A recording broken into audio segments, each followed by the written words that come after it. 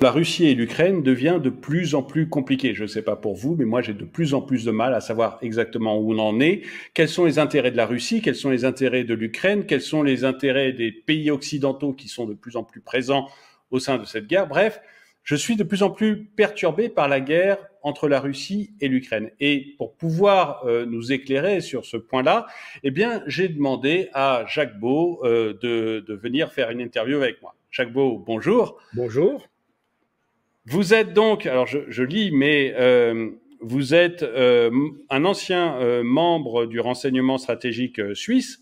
Vous êtes spécialisé dans les pays de l'Est et vous êtes aussi ancien chef de la doctrine des opérations de la paix des Nations Unies. Donc, vous êtes vraiment quelqu'un qui connaît parfaitement ce qui se passe dans les pays de l'Est et notamment les tenants et aboutissants de cette guerre en Ukraine. D'autant que vous venez d'écrire un livre, donc Ukraine entre guerre et paix, aux éditions Max Milo. Je mets un lien dans la description pour que les gens puissent le trouver et aller le voir. Et donc, vous allez peut-être pouvoir nous éclairer sur cette guerre en Ukraine qui me semble, moi, de plus en plus compliquée. D'abord, j'ai une première question qui est Bakhmout. Bakhmout, pendant des mois, on a senti que Zelensky voulait absolument tenir cette ville, on a eu l'impression que c'était le centre du monde, la capitale de l'Ukraine, et que si on perdait Bakhmout, la guerre était terminée. J'ai reçu des journalistes qui étaient même sur le front, qui sont venus faire des interviews ici, qui m'ont parlé donc de la guerre à Bakhmout. Bon, finalement, moi, il m'a semblé que la Russie avait gagné Bakhmout.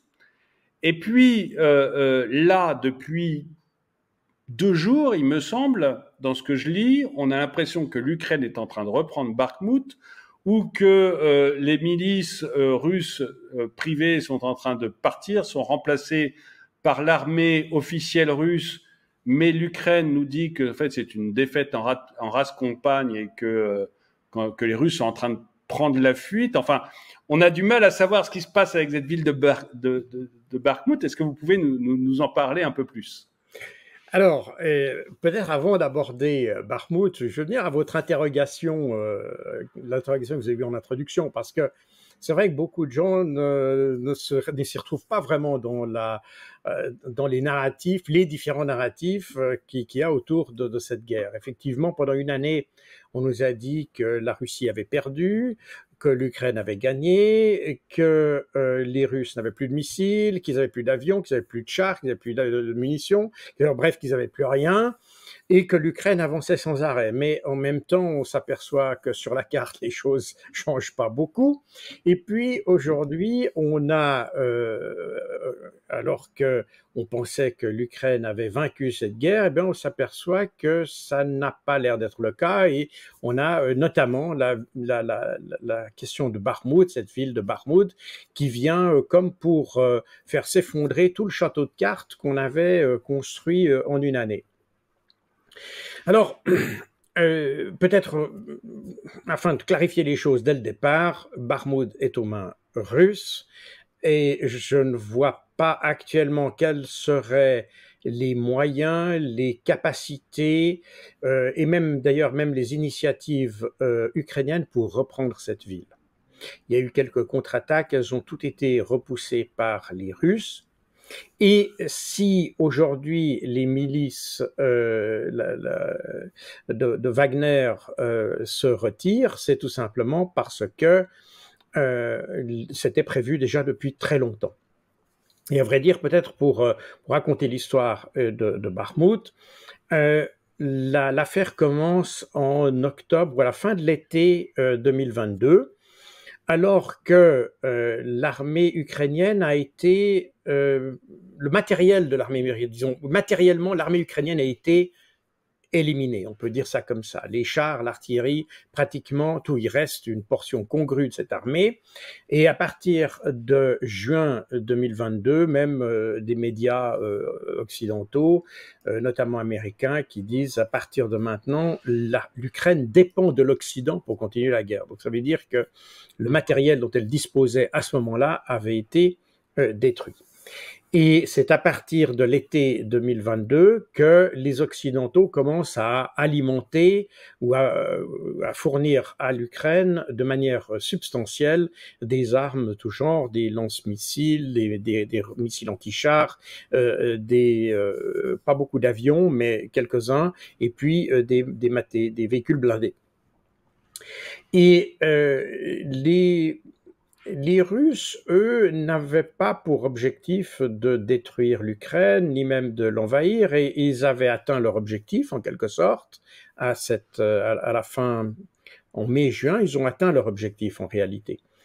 Excusez-moi, quel était l'objectif alors si c'est parce que nous on nous a toujours dit que c'était pour envahir l'Ukraine, donc non, quel était l'objectif oui, russe? alors évidemment, c'est un peu le problème. C'est pour ça d'ailleurs que on ne se retrouve plus dans ce conflit parce que il y a deux objectifs qui ont été énoncés par Vladimir Poutine et d'ailleurs que les opérations dans le terrain que l'on a observées confirment en fait. On constate que toutes les opérations sont liées à ces deux objectifs. C'est deux termes qui avaient été utilisés par Vladimir Poutine qui ont été controversés, la démilitarisation et la dénazification. Démilitarisation, c'était la démilitarisation, la destruction du potentiel militaire qui menaçait les populations du Donbass. Et la dénazification visait la destruction des forces paramilitaires qui, elles aussi, menaçaient les populations du Donbass. Et c'est dit très clairement dans cette allocution que Vladimir Poutine a fait le 24 février au moment où il déclenche son opération spéciale. Le problème, c'est que nous n'avons pas voulu écouter ça, on y a ajouté nos propres objectifs, nos propres fantasmes quelque peu, et on a commencé à penser que la Russie voulait occuper toute l'Ukraine, qu'elle voulait s'emparer de Kiev, qu'elle voulait remplacer le régime de Volodymyr Zelensky, etc., etc. Alors évidemment, si nous-mêmes définissons les objectifs que les Russes ont fixés, il y a peu de chances qu'ils soient remplis, et par conséquent, on peut dire que les Russes n'ont pas atteint leurs objectifs. Mais les objectifs des Russes étaient beaucoup plus modestes, et ils les ont atteints. Les termes de militarisation, dénazification, c'est deux termes que Zelensky avait repris de la déclaration de Potsdam que les Alliés avaient fait à Potsdam en 1945 concernant l'Allemagne, donc le Troisième Reich. Il y avait 4 objectifs qui avaient été définis alors. C'était la démilitarisation, la dénazification, la décentralisation et la démocratisation de l'Allemagne. Et Vladimir Poutine, qui apparemment est un féru d'histoire, ou en tout cas s'y intéresse, a repris 2 de ces objectifs pour définir ceux de son opération spéciale. Et l'objectif de dénazification, c'est-à-dire la destruction des forces paramilitaires, la menace paramilitaire contre les troupes du Donbass, la population du Donbass, cet objectif a été atteint avec l'encerclement de Mariupol à la fin mars 2022. Et les militaires russes l'ont déclaré très clairement. Ils ont dit, et le Financial Times d'ailleurs l'a rapporté, dès maintenant, les Russes ne demandent plus la dénazification. L'objectif a été atteint. Et la démilitarisation, c'est donc la destruction ou la neutralisation, selon de quel point de vue on se place, des forces militaires autour du Donbass, puisque je vous rappelle que le 24 mars 2021, Zelensky a signé un décret pour la reconquête de la Crimée et du sud du pays. Donc, c'est la raison pour laquelle, depuis mars 2021, les troupes ukrainiennes se préparent pour une grande offensive contre le Donbass. Et c'est au début février 2022, alors que l'exécution ou la mise en œuvre de cette offensive se dessine, c'est ce qui pousse la Russie à dire bien, on va attaquer ou contre-attaquer de manière préemptive. Et c'est ce qui s'est passé en réalité. Et la destruction donc du potentiel militaire, il a été atteint en fait en mai-juin 2022. Et c'est l'apport des Occidentaux pour alimenter le conflit. Je vous rappelle que Zelensky a fait au début 2022 plusieurs tentatives pour avoir des négociations avec la Russie, que la Russie a acceptées, mais ce sont les Occidentaux qui n'ont pas accepté et qui l'ont forcé à retirer les propositions qu'il avait faites et à reprendre le combat. Et donc ça s'est passé fin février 2022, puis fin mars 2022, où chaque fois l'Union européenne est arrivée avec un demi-milliard d'aide militaire à l'Ukraine. Et donc Zelensky s'est trouvé un peu forcé à continuer le combat. Et à ce moment-là, donc on est en été 2022, les Russes décident, ok, puisque on a atteint nos objectifs, donc nous on ne veut pas avancer plus, puisqu'on a atteint ce qu'on voulait faire. En revanche, toutes les attaques qu'on puisse avoir, on les écrasera de manière systématique. Et c'était à peu près textuellement d'ailleurs ce que dit le général Surovikin, qui est commandant en chef des forces russes en Ukraine, qui le dit le 18 octobre 2022. Et à partir de ce moment-là, on a au même moment la bataille de Bakhmout qui commence. Et Bakhmout est une ville qui en soi n'est pas très importante. C'est une petite ville, c'est vraiment au point de vue de la taille et de l'importance à la fois régionale, économique et autres, c'est vraiment très comparable à Verdun de ce point de vue-là. Pendant la Première Guerre mondiale, c'est une ville qui n'a pas d'importance en soi. En revanche, son emplacement dans le dispositif ukrainien est considéré comme les Ukrainiens comme clé. Et c'est la raison pour laquelle dans cette bataille qui commence à Bakhmout, les Russes sentent que Volodymyr Zelensky attache une importance particulière à cette ville, et les Russes décident donc de détruire, non pas de s'emparer de la ville, mais de détruire le potentiel qui s'y trouve. Et comme c'est une mission qui demande pas beaucoup de grands moyens, mobilité, chars, etc., il faut simplement de la détermination, c'est du travail d'infanterie, de combattants aguerris, et c'est un profil de mission très dangereux d'ailleurs, parce que le combat en zone urbaine est extrêmement technique, extrêmement dangereux, parce que l'ennemi est à chaque coin de maison, littéralement. Et donc c'est pour ça que cette mission est confiée au groupe Wagner, tout simplement. Et donc Wagner ne dispose pas de chars, etc. C'est vraiment de l'infanterie, et ils sont parfaitement adaptés à ça. Et la mission qui est donnée à Prigojine par le général Surovikin, c'est vous détruisez l'ennemi dans Bakhmout. Et vous avez pour ça 6 mois. Fin octobre, fin avril 2023. Point final. D'accord. Et après ça, on vous retire et c'est l'armée russe qui reprendra le flambeau. Et c'est exactement ce qu'on a observé. C'est ce qui se passait. C'est exactement ce qui s'est passé, avec un petit hiatus, pourrait-on dire, parce que c'est allé, donc dans une ville, quand vous voulez détruire l'ennemi qui se cache dans les caves, etc., vous êtes quand même obligé de passer de cave en cave, de bâtiment en bâtiment, et au fur et à mesure que vous détruisez l'ennemi, en fait, vous finissez par occuper la ville. Mais ça n'était pas l'objectif de l'opération. Opération que d'ailleurs les Russes ont baptisée eux-mêmes hachoir à viande. Donc c'est oui. C'est évocateur, oui. Assez bien dire ce que ça veut dire. Et ces combattants de Wagner ont avancé progressivement. Et fin avril 2023, comme prévu, l'état-major russe dit voilà, la mission est terminée, vous pliez bagages, on arrête de vous fournir de la munition d'artillerie, enfin on vous fournit plus d'appui d'artillerie, on vous retire. Et puis à ce moment-là, Wagner a pris presque toute la ville en réalité. Il reste juste quelques maisons à prendre. Et c'est à ce moment-là que Prigojine commence à vociférer contre l'état-major. Il dit « c'est scandaleux, on a encore un petit bout pour finir le travail, donnez-nous la munition qui va ». Et on a eu ce fameux psychodrame qu'on a vu dans tous les médias, que nos soi-disant experts ont essayé de comprendre, d'interpréter à leur manière pour dire qu'il y avait de l'eau dans le gaz dans la conduite russe, que ça fonctionnait plus. En réalité, c'est simplement ça allait trop bien pour Prigojine, d'une certaine manière. Il a été plus loin que ce qu'on lui avait demandé, et puis il a voulu parachever le travail et comme ça pouvoir dire, ben voilà, Wagner a repris Bakhmout, si vous voulez, c'est un peu ça. Et finalement, l'état-major russe a cédé, lui a dit, ok, bah tiens, on te donne ta munition, fini, tu prends l'ensemble de Bakhmout et c'est terminé. Donc, tout s'est passé exactement comme prévu, et alors évidemment, on a débordé un petit peu de fin avril jusqu'au 20 mai pour que ce soit complètement sous contrôle russe, et maintenant, comme prévu, on retire Wagner et on met à la place des troupes russes qui, elles, sont mieux équipées, qui ont des chars, qui ont des véhicules de combat d'infanterie, etc., etc. Donc, il n'y a pas de fuite de Wagner, etc. C'était prévu d'avance, c'était prévu pour 6 mois. Normalement, Wagner aurait dû partir déjà fin avril. Donc, tout ça fonctionne selon le plan.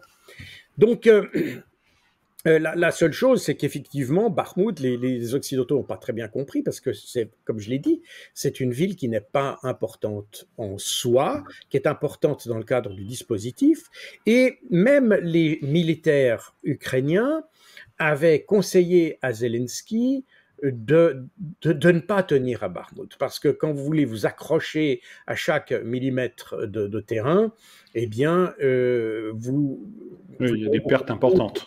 Exactement ce qui s'est passé à Verdun d'ailleurs, c'est que on finit par détruire retourner chaque mode de terre, et puis c'est des vies qui partent en même temps, quoi. Et ça, c'est effectivement ce que d'ailleurs, ce qui est intéressant, c'est que les Russes donc avaient dit qu'ils ont senti que Zelensky était attaché à Bakhmout et qu'il enverrait des troupes continuellement malgré les pertes. Et c'est exactement d'ailleurs ce qui avait été écrit, sauf erreur, dans le New York Times en novembre 2022.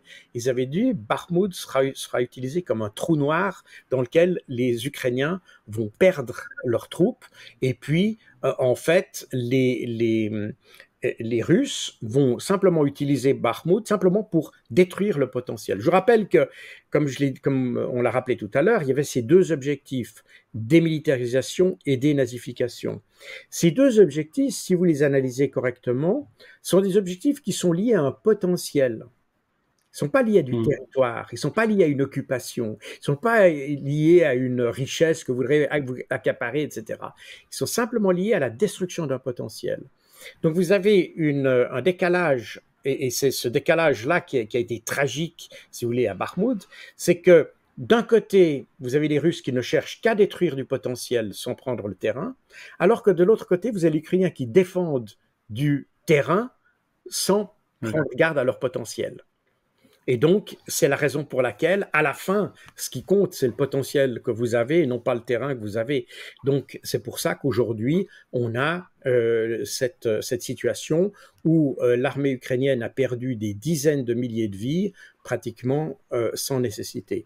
Et cette stratégie russe, d'ailleurs, vous pouvez elle est sous une forme différente, mais c'est la même à l'égard de ce qui se passe ces jours, enfin ces dernières semaines, avec les attaques de missiles et de drones sur l'Ukraine. L'idée n'est pas tellement de détruire les matériels, les centrales électriques, etc., etc. C'est de contraindre l'Ukraine à utiliser ses armes antiaériennes. Et de fait, ce qui s'est passé, on a beaucoup parlé des patriotes américains, et pratiquement en 2 jours, les Ukrainiens ont utilisé ou consommé un tiers de la production annuelle de patriotes aux États-Unis en 2 jours.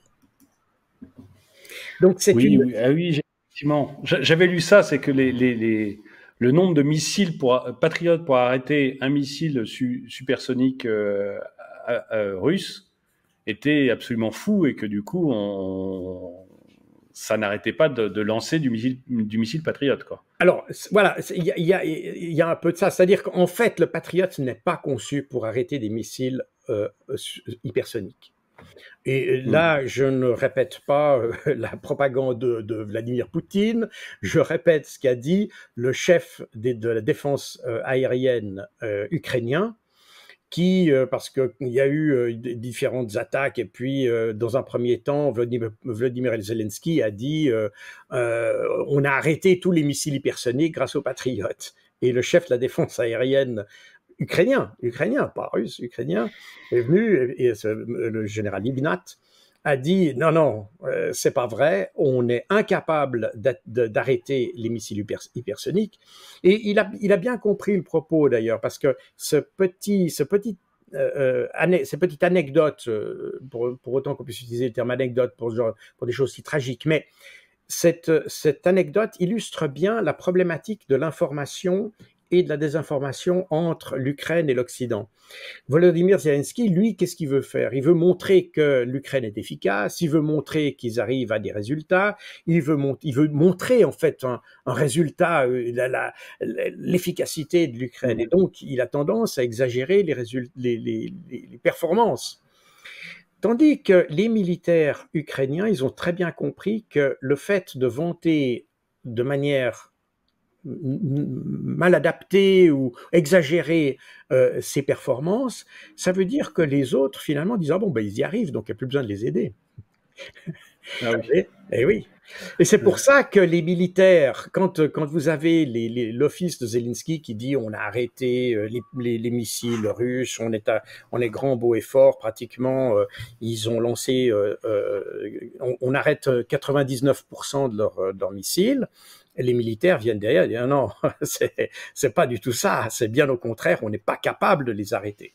Et c'est effectivement ce qui s'est passé, d'ailleurs toute l'année passée, depuis mars 2022, à vrai dire, nos médias nous rappellent que les Russes n'ont plus de missiles, que leurs missiles ne fonctionnent pas, qu'ils sont pas si hypersoniques que ça, qu'ils sont pas ceci, qu'ils sont pas cela.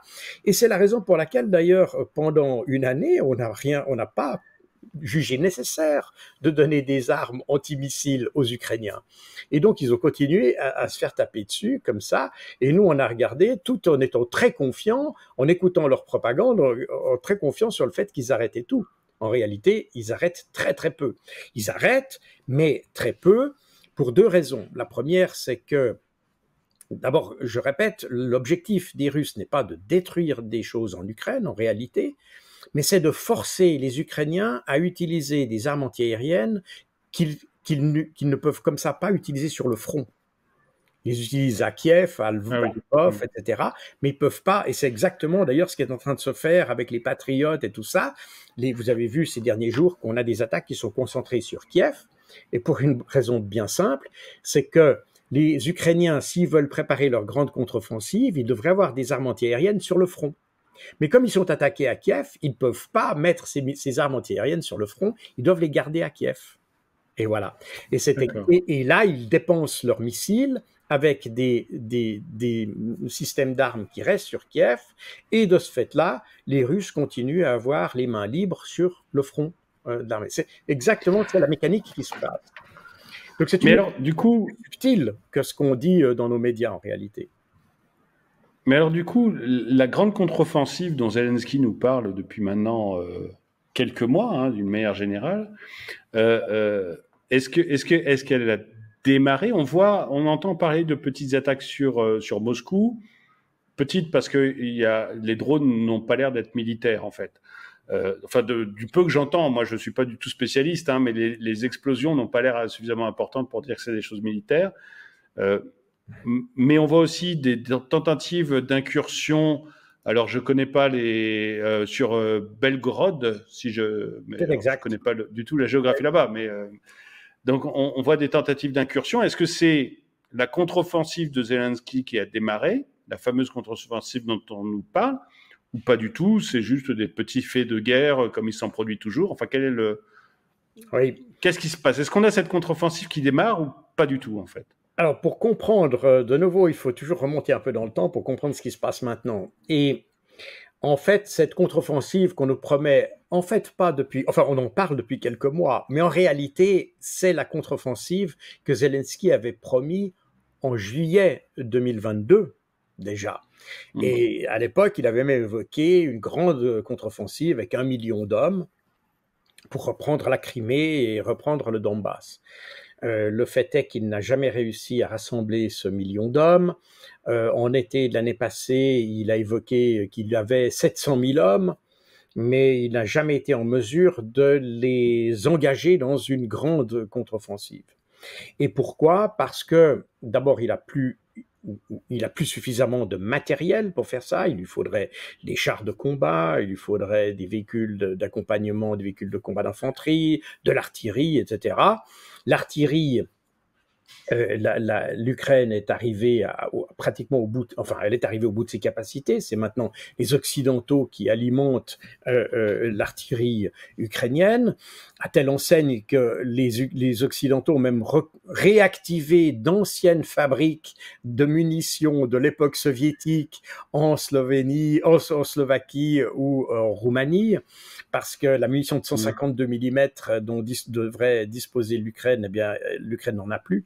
Il faut savoir que les Ukrainiens tirent en moyenne, alors c'est des moyennes, hein, il faut pas, et les sources occidentales, le Washington Post et les militaires aussi américains qui ont les documents fuités, notamment qu'on a eu en avril, montrent ça.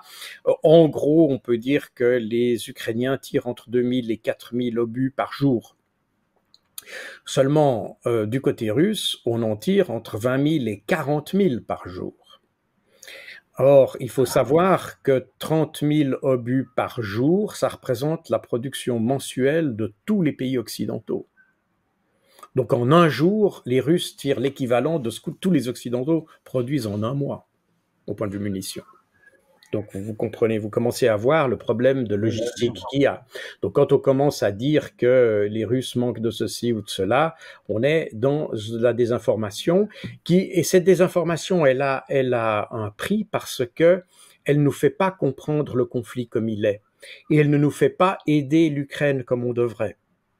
Donc, en réalité, ceux qui ont le plus œuvré en faveur de la Russie sont en réalité tous ces médias qui essayent de dénigrer la Russie à n'importe quel prix et n'importe comment, si vous voulez, qu'on dénigre. Chacun est libre de penser ce qu'il veut, mais à partir du moment où on déforme la réalité, eh bien, on prend des décisions qui sont basées sur une réalité déformée. Et c'est exactement ce qui est en train de se passer. Et c'est la raison pour laquelle je pense que LCI, BFM TV ou la télévision suisse sont encore peut-être aussi responsables que les Russes de la défaite ukrainienne. C'est ça qui est dramatique.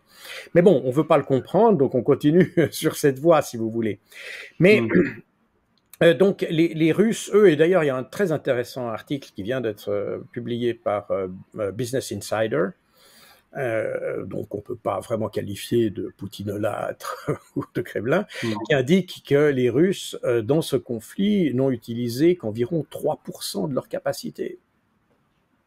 Ce qui vous montre que les Russes en ont encore beaucoup sous le coude, beaucoup plus que ce qu'on veut dire.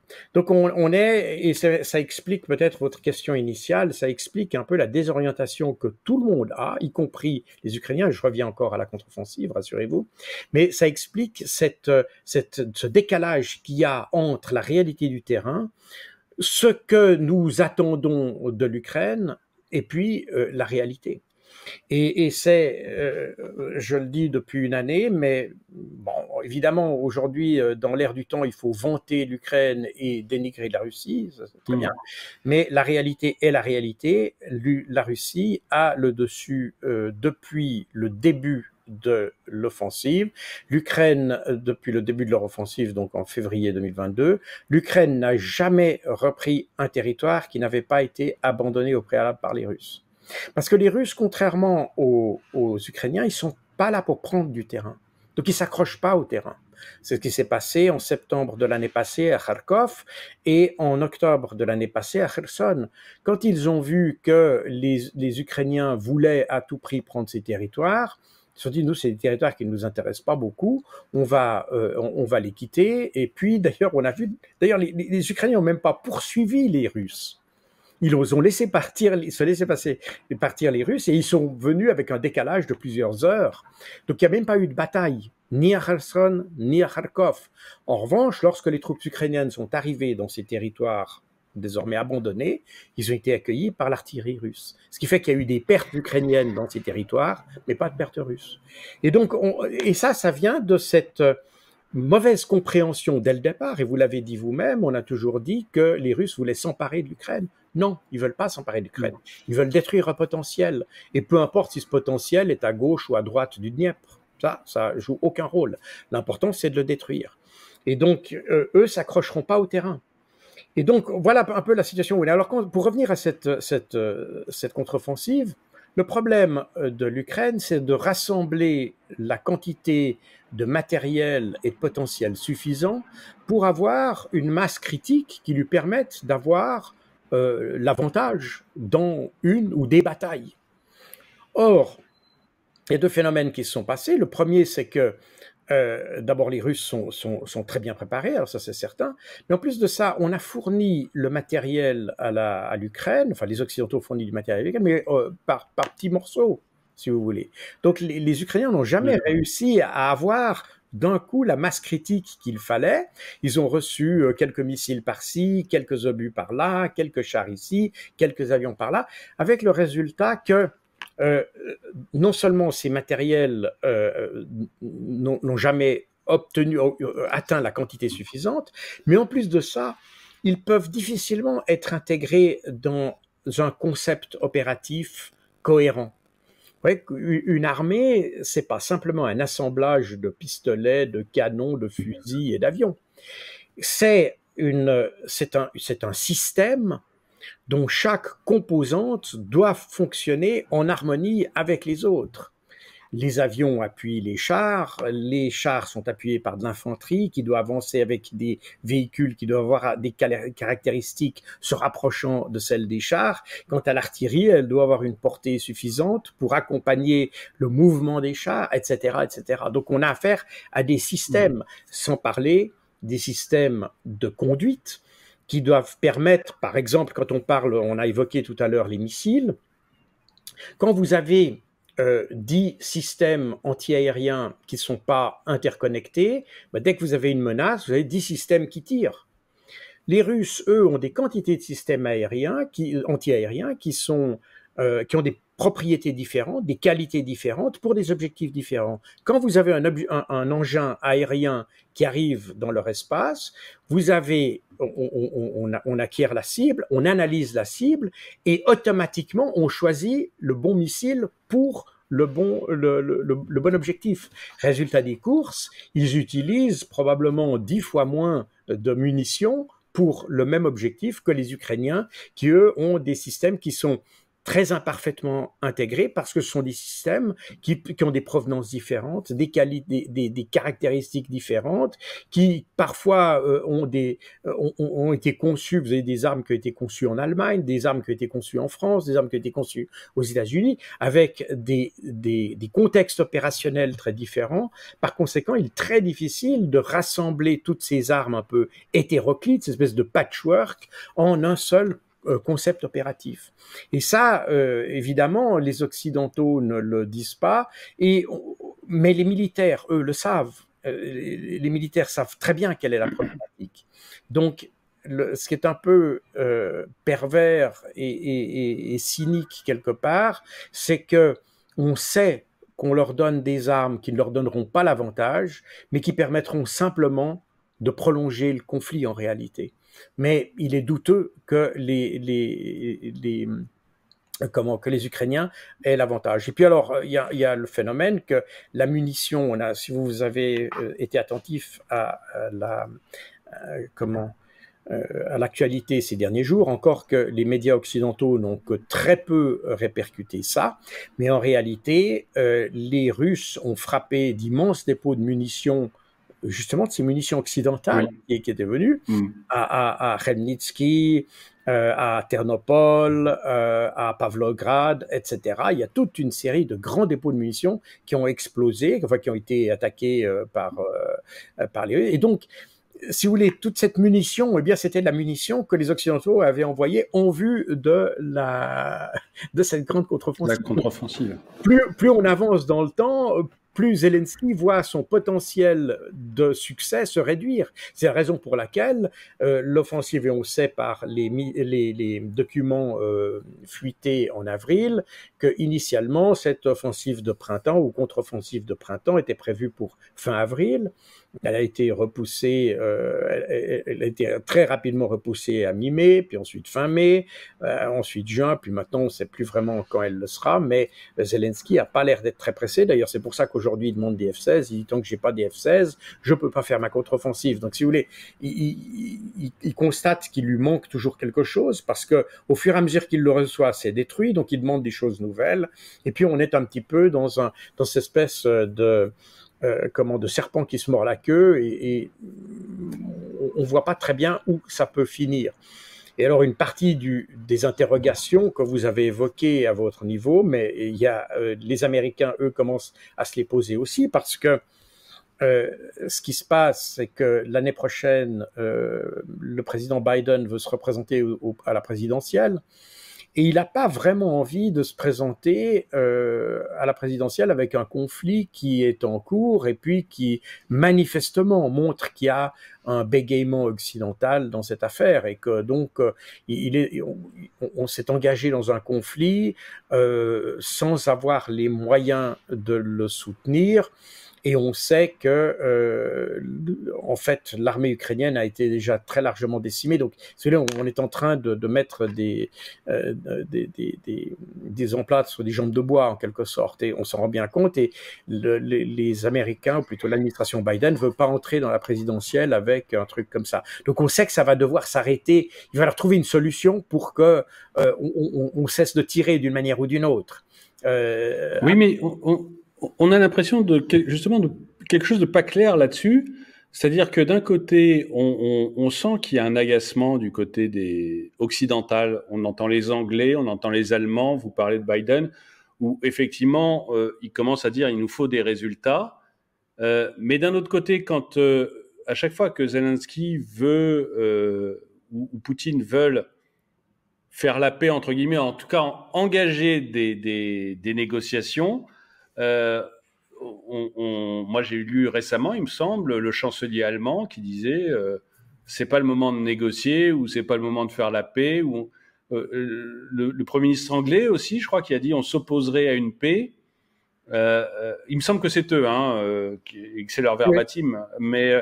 Mais du coup, je comprends pas bien ce que veulent vraiment les Occidentaux, ce que veulent l'Allemagne, l'Angleterre et les Américains qui me semblent être ceux qui sont en première ligne parce que j'ai l'impression qu'on suit mais qu'on n'est pas en première ligne à ce point-là. Donc Allemagne, Angleterre, Amérique, qu'est-ce qu'ils veulent? Parce que soit on veut que ça se finisse parce qu'il y a des élections l'an prochain ou parce qu'on dit maintenant il nous faut des résultats. Mais dans ce cas, on laisse les gens discuter pour essayer de trouver un terrain d'entente et signer une paix.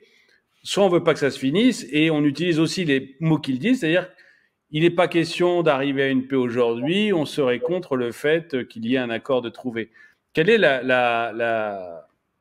quelle est leur position, quelle est leur volonté, vers quoi ils veulent aller vraiment? J'avoue que j'arrive pas à le savoir parce que j'ai l'impression que ça part dans tous les sens, quoi. Vous avez tout à fait raison. Je pense que votre observation est absolument pertinente. On est dans ces contradictions-là. L'ambassadeur de Suisse à Kiev jusqu'en février était un ami que je connais de très longue date. Et lorsqu'on disait que on voulait pousser Zelensky à faire la paix, il disait non, c'est pas à nous de le pousser à faire la paix, c'est à Zelensky de décider lui de faire la paix. Et puis effectivement, aujourd'hui, on voit presque la manœuvre inverse, c'est-à-dire quand lui propose de faire la paix, les autres disent non. On veut bien que ce soit lui qui décide de faire la paix, mais nous on veut pas. On est en contradiction permanente pour une raison très simple en réalité, c'est que depuis le début de ce conflit, et quand je dis début du conflit, je ne remonte pas à février 2022, mais 2014, en fait, l'objectif de tout ça, c'est la Russie. C'est la Russie qu'on essaye, qu'on veut affaiblir, qu'on veut pour des raisons qui, à mon avis, tiennent plus de la psychiatrie parce que la Russie depuis la fin du communisme, la Russie n'est pas une menace, n'a jamais été une menace pour l'Occident. Au contraire, à la fin du communisme, les Russes, pratiquement toute classe politique confondue, était un pays qui était demandeur. Ils étaient très admirateurs de l'Occident. Pendant les périodes de communisme, ils avaient rêvé de l'Occident en réalité. Et donc, quand le communisme est tombé, ils ont tout fait pour essayer de se rapprocher de l'Occident, pour essayer de se rapprocher de l'Union européenne, pour essayer de se rapprocher même de l'OTAN. Et c'est nous qui avons mis les freins parce qu'économiquement, on ne pouvait pas intégrer un géant comme la Russie. C'était déjà compliqué d'intégrer les nouveaux pays de l'Est, etc., etc. Quant à l'OTAN, c'est un problème à peu près similaire. C'est très difficile quand vous avez une organisation qui tourne ou qui est centré sur la capacité nucléaire américaine, de mettre une deuxième puissance nucléaire dans l'équation. Ça rend les choses très compliquées. Donc il aurait fallu soit revoir l'OTAN, mais l'OTAN tel qu'il était conçu pouvait difficilement intégrer une deuxième puissance nucléaire. Donc du coup, toutes ces initiatives russes du début des années 90, et ces attentes aussi de la Russie et de la population russe d'ailleurs ont été toutes déçues par les Occidentaux qui, c'est pas qu'ils étaient méfiants à l'égard de la Russie, mais ils avaient peur d'intégrer quelque chose de trop gros pour eux dans les structures qui étaient l'Europe naissante, l'OTAN qui savait plus très bien quel était son objectif, puisque l'OTAN a été créée contre la menace soviétique, mais de coup il n'y a plus de menace soviétique. Donc on est dans le début des années 90, un moment où l'Europe occidentale, ou le monde occidental se remet en question, tant au niveau stratégique qu'économique. Et l'URSS est un morceau trop grand, ou la Russie plus exactement, est un morceau trop grand à absorber. Donc, mais les Américains ont gardé toujours cette idée que la Russie, quand bien même elle était beaucoup plus faible économiquement qu'eux, qu'elle constituait un défi pour eux et une espèce de challenger qu'il fallait éliminer, en particulier dans la perspective de la montée de la Chine. Et les Américains ont eu beaucoup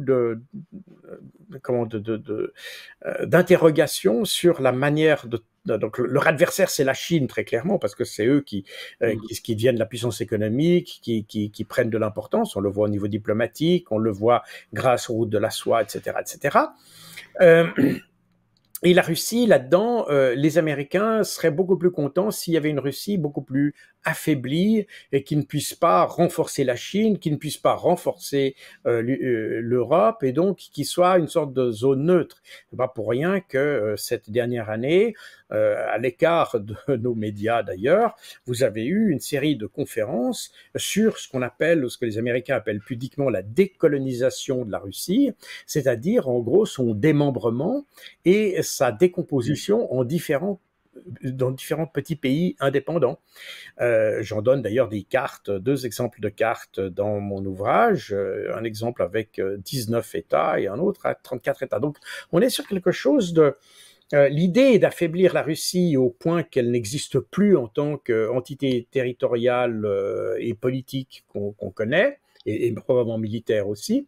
C'est un vrai souci des Américains. Et en fait, ça guide un petit peu la réflexion sur notre attitude par rapport au conflit. Vous remarquez que dans les réflexions, et d'ailleurs même dans ce que vous avez évoqué tout de suite, vous avez dit on essaie de prolonger cette guerre. En fait, quand on dit on veut prolonger la guerre, on ne pense pas à l'Ukraine, on pense à la Russie. N'est-ce pas? C'est ça qui est extrêmement pervers dans cette affaire. On ne cherche pas à aider l'Ukraine, on cherche à abattre la Russie. Et l'Ukraine est en fait l'outil qu'on a trouvé pour le faire. Voilà, c'est un peu ça.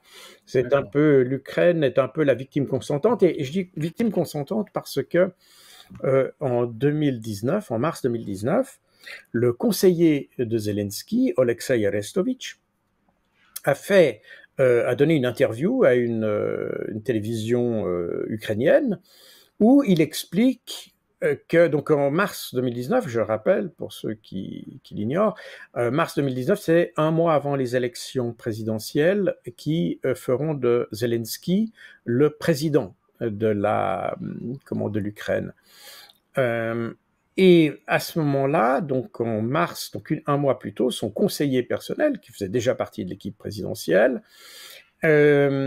futur présidentiel, mais de l'équipe du candidat à l'époque, Et qui est un gars qui a fait l'école militaire. Enfin, c'est un militaire. C'est pas simplement, c'est pas juste un humoriste.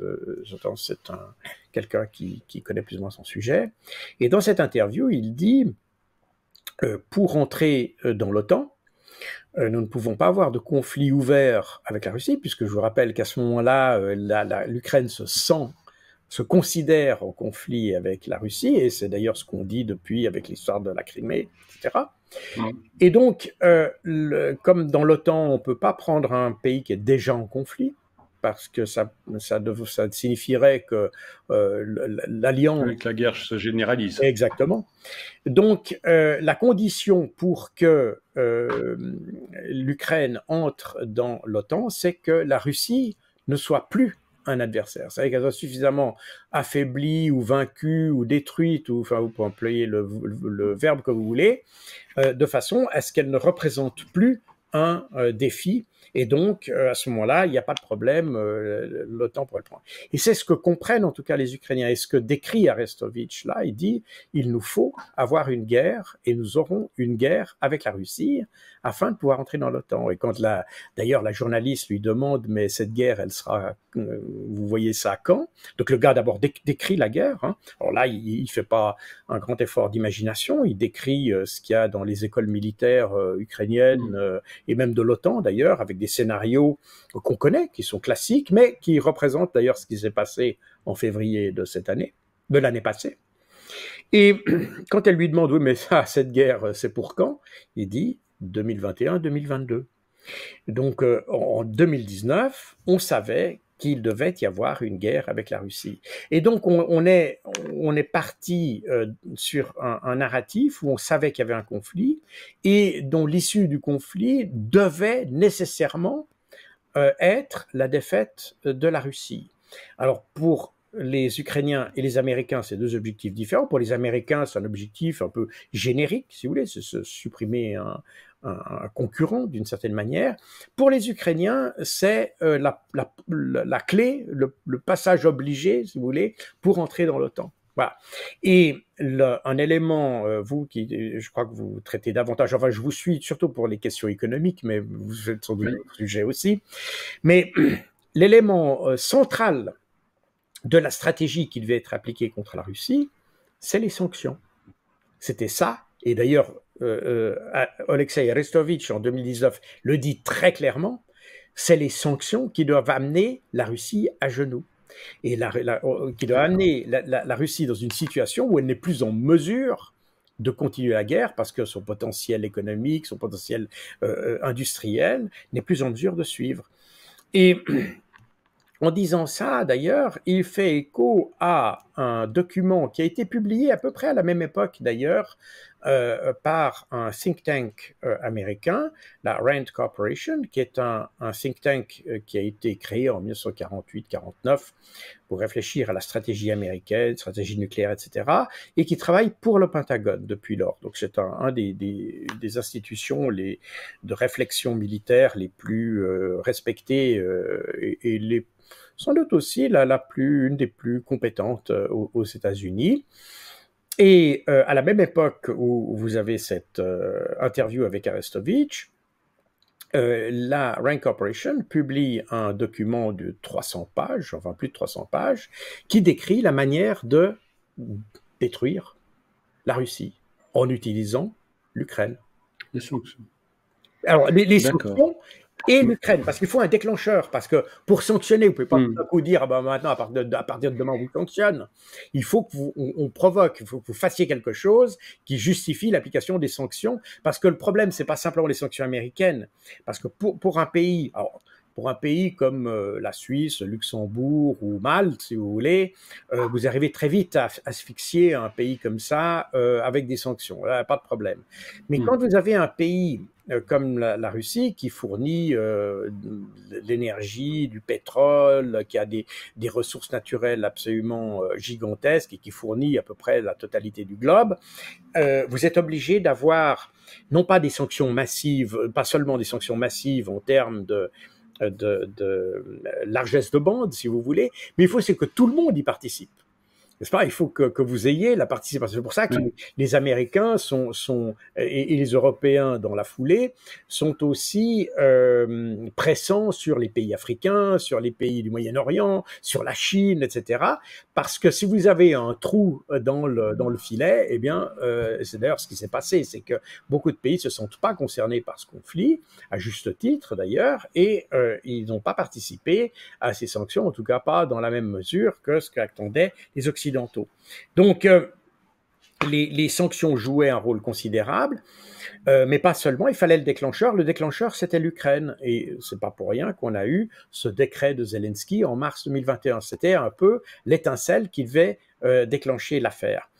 Ce qui est intéressant quand vous lisez cette étude, elle est disponible sur Internet, vous pouvez la télécharger, donc je n'invente rien du tout. Elle explique exactement tous les domaines dans lesquels on peut affaiblir la Russie, tous les domaines économiques, au niveau des embargos, au niveau de ses capacités industrielles. Enfin bref, c'est vraiment une étude qui est extrêmement fouillée et qui, sous le chapitre risque, dit en substance, alors je ne vous cite pas verbatim les choses, mais vous pouvez le constater vous-même parce que c'est très intéressant.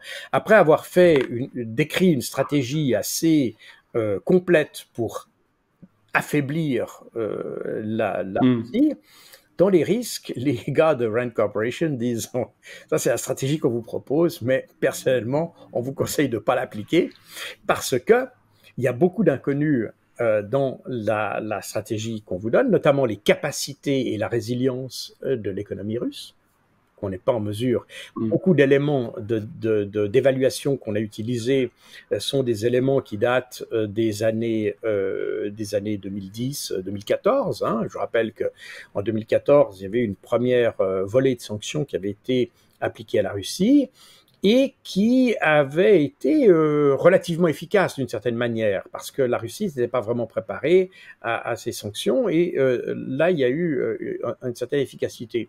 Le problème, c'est que au lieu de réfléchir, enfin d'étudier l'évolution entre 2014 et 2022, on a simplement fait une projection linéaire de ce qu'on avait observé en 2014, et puis on s'est dit ça va être la même chose en 2022. Or ça n'a pas du tout été le cas, et ça les analystes de la Rand Corporation avaient prédit, enfin ils avaient dit en tout cas qu'il fallait s'en méfier, et ils avaient dit en plus de ça, si on applique cette stratégie, ça va certainement coûter à l'Ukraine des pertes énormes, des pertes de territoire, et l'Ukraine va nécessairement devoir s'engager dans une paix qui lui est pas favorable.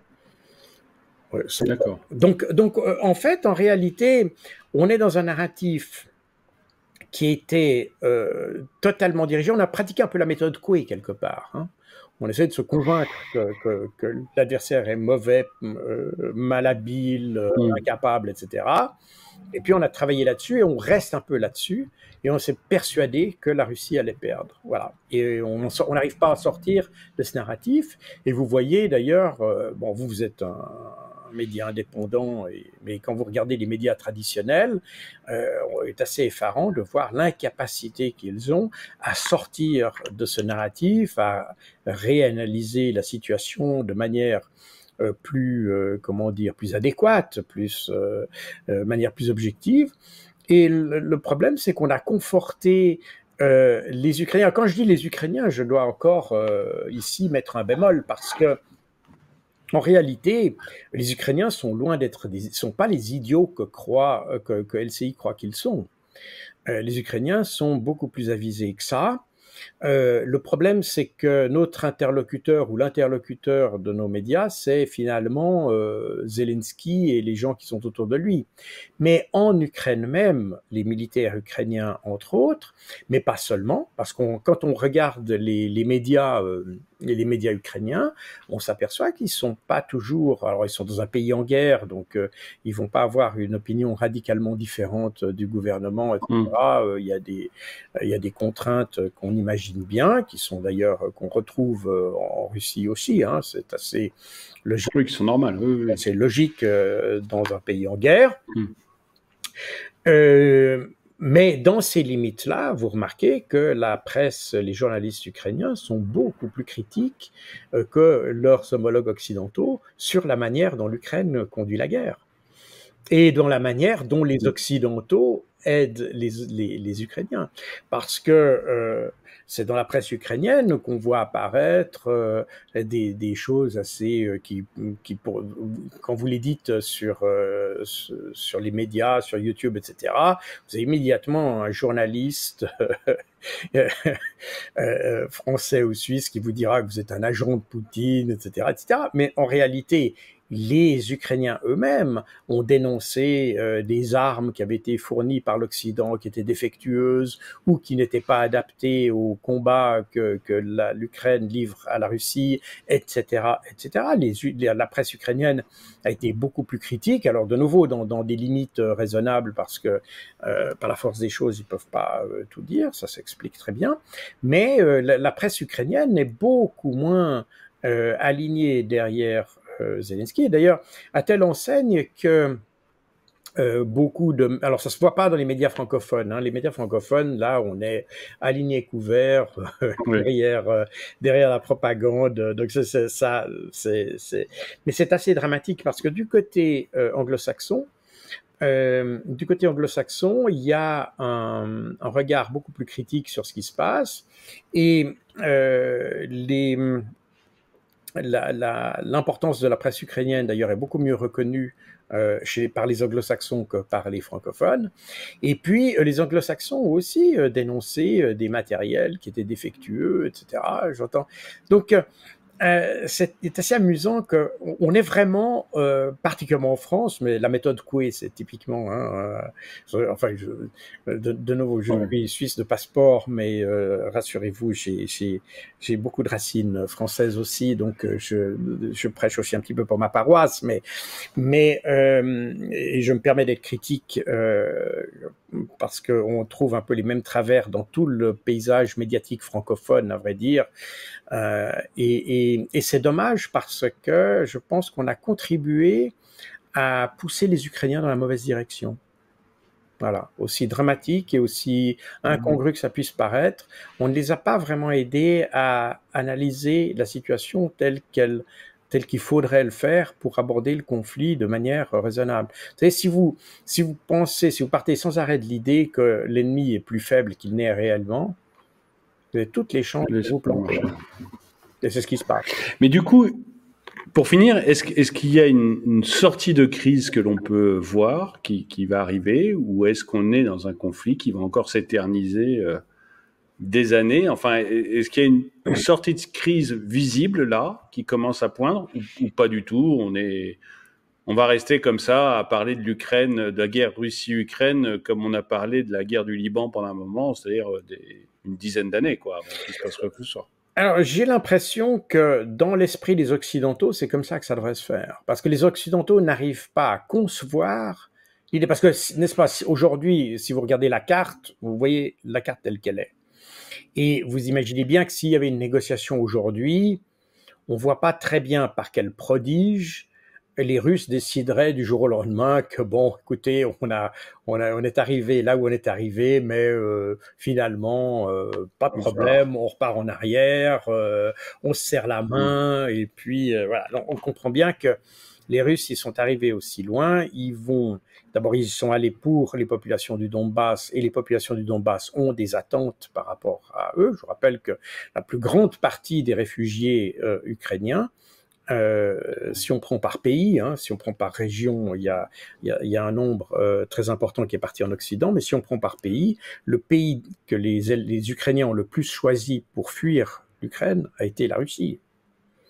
Parce que quand vous regardez les statistiques, quand vous regardez les statistiques du Haut Commissariat aux droits de l'homme, vous vous apercevez, ça va un peu à l'encontre du narratif officiel. Si vous prenez par pays, si vous dites entre l'Est et l'Ouest, alors effectivement, on aura peut-être presque égalité d'ailleurs. Il y a quand même plus de monde, je pense, qui sont partis à l'Ouest. Au total, si on compte les réfugiés ukrainiens qu'il y a eu en Russie depuis 2014, parce que ça vient aussi s'ajouter à ça, alors là, clairement, le bilan est en faveur de la Russie. Donc, si on prend par pays, le pays de choix des Ukrainiens est la Russie. Donc, bref, mais sans revenir sur ces choses-là, lorsqu'on regarde les perspectives, on voit que les Ukrainiens, le peuple ukrainien, je pense, ne verrait aucun inconvénient à arrêter les frais et puis à dire maintenant on s'arrête et on arrête cette tuerie et puis on négocie, on discute ensemble. Il y a une fraction de cette population, notamment les extrémistes, ceux qui avaient dit d'ailleurs en 2019 dans la presse ukrainienne, pas la presse du Kremlin, la presse ukrainienne. Lorsque, vous savez, Zelensky a été élu sur l'idée d'une réconciliation avec la Russie en 2019.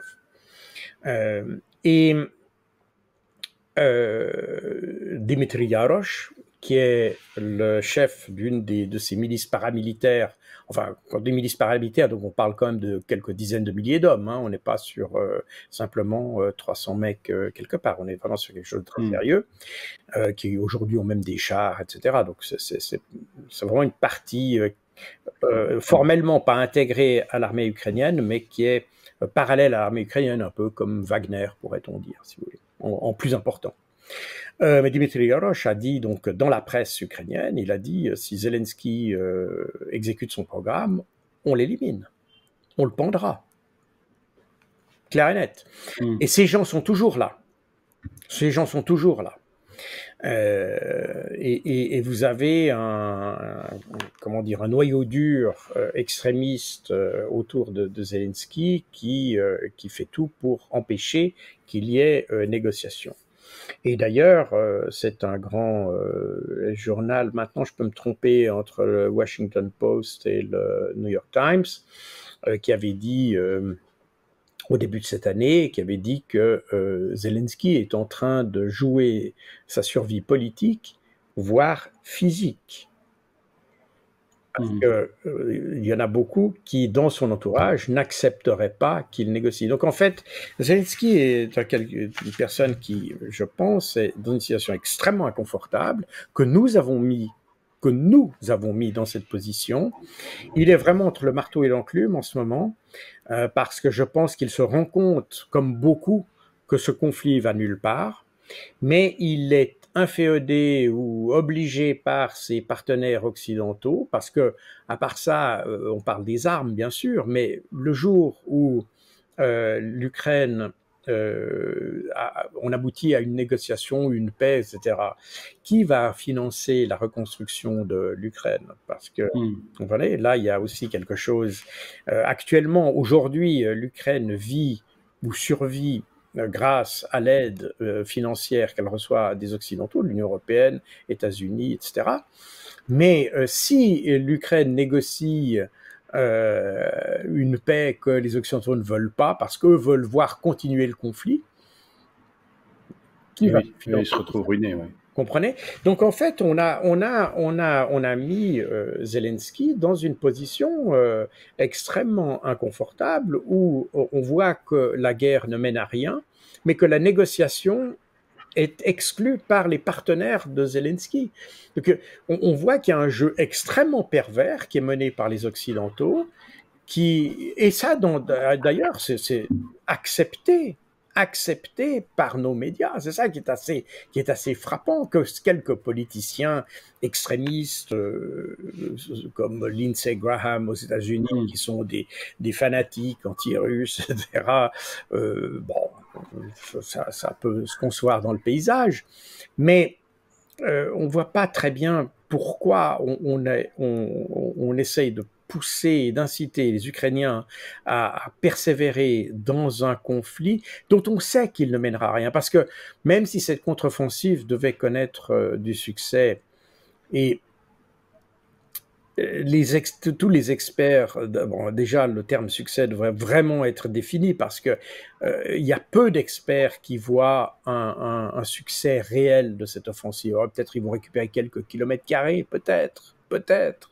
Mais l'idée qu'ils arrivent à reconquérir la Crimée, Enfin, de nouveau, je n'ai pas de boule de cristal, et puis